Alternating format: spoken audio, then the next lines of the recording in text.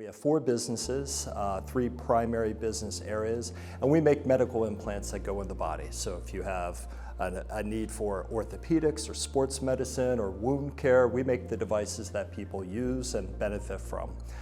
Getting that to actually work is quite complicated because we have not only manufacturing of very complex parts, but we actually have to get that through a network so it's always available for people to use, whether it's a planned procedure or it's a trauma incident, an accident or something.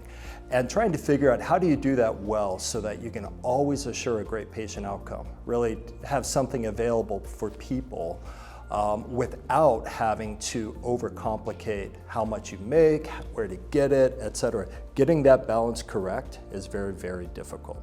If you look at supply chain for us, I mentioned we're complex. We have material everywhere in the world and we have a lot of inventory. But I think we can take factors from the external world and better factors from our own internal data and really predict what needs to be where with much better precision than we can do today.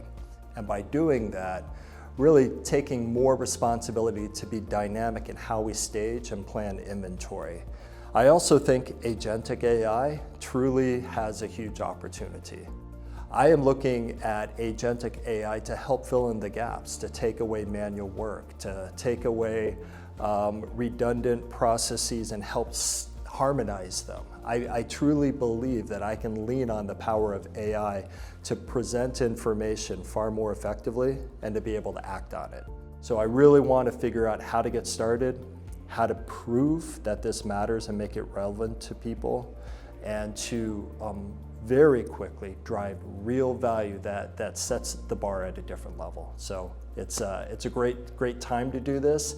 And I'm happy, quite frankly, to make a lot of connections that I think can help me out with that.